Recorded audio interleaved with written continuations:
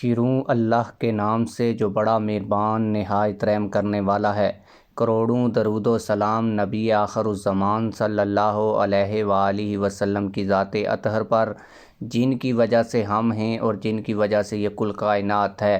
تحریک لبیک پاکستان کے بڑے رہنماؤں کو عدالت میں پیش کرنے کا سلسلہ جو ہے وہ کافی عرصے سے شروع ہے۔ تحریک لبیک پاکستان کے مختلف رہنماؤں کو عدالت میں پیش کیا جاتا ہے۔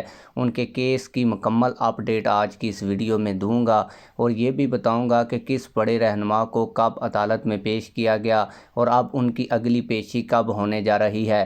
لیکن ویڈیو شروع کرنے سے پہلے آپ لوگوں سے یہی گزارش ہے کہ ویڈیو کو لائک کریں، چینل سبسکرائب کریں تاکہ ہماری ہر نئی آنے والی ویڈیو آپ لوگوں تک بر وقت پہنچتی رہے۔ آپ لوگوں کو بتاتا چلوں کہ تحریک لبیک پاکستان کے کچھ لوگوں کو روپوش رکھا گیا ہے، جبکہ کچھ لوگوں کو بار بار عدالت میں پیش کیا جا رہا ہے۔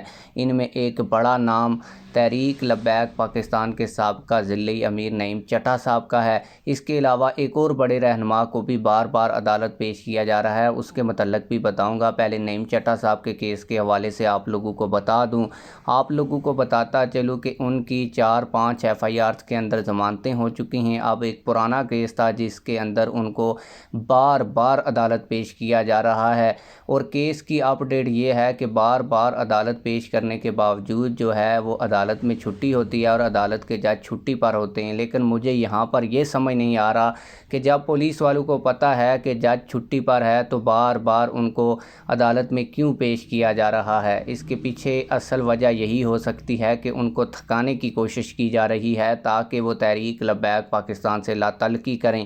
اس وجہ سے بار بار ان کو عدالت میں پیش کیا جاتا ہے، اور جب عدالت میں پیش کیا جاتا ہے تو آگے جج موجود نہیں ہوتا تو اگلی پیشی ڈال دی جاتی ہے۔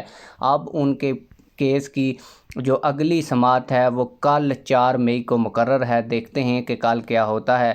اس کے علاوہ رکن شورا علامہ فاروق الحسن قادری صاحب کو بھی بار بار عدالت پیش کیا جا رہا ہے، لیکن ان کے کیس میں جو ہے وہ جج صاحب ہوتے ہیں وہاں پر موجود، اور وہ جوڈیشل ریمانڈ یا جسمانی ریمانڈ اس طرح دے دیتے ہیں۔ اب بھی جو ان کی پیشی ہوئی تھی اس میں ان کا 14 روزہ جسمانی ریمانڈ جج منظر گل نے دیا ہے، اور اب دوبارہ علامہ فاروق الحسن صاحب کو 13 مئی کو جو ہے وہ انسداد دہشت گردی کی لاہور کی عدالت میں پیش کیا جائے گا۔ دیکھتے ہیں کہ اس کے اوپر کیا اپ ڈیٹ آتی ہے۔ جیسے ہی ان کو جوڈیشل کیا جائے گا تو اس کے بعد تحریک لبیک پاکستان کے وکلاء ان کی ضمانت کی درخواست دائر کریں گے، اور جتنے بھی کیسز ان قائدین اور کارکنان کے اوپر ڈالے گئے ہیں یہ اتنے خاص نہیں ہیں۔ اگر عدالتیں فیصلہ کرنے پہ آئیں تو بہت جلد ان کے اوپر فیصلہ ہو سکتا ہے۔ تاہم عدالتوں کے اوپر بھی جو ہے وہ دباؤ ڈالا جا رہا ہے تاکہ تحریک لبیک پاکستان کے لوگوں کو مزید ذلیل کیا جائے۔ آپ لوگ اس حوالے سے کیا کہتے ہیں کمنٹ سیکشن میں ہمیں اپنی رائے سے ضرور آگاہ کیجیے گا۔ ملتے ہیں کسی اور ویڈیو میں۔ اللہ حافظ۔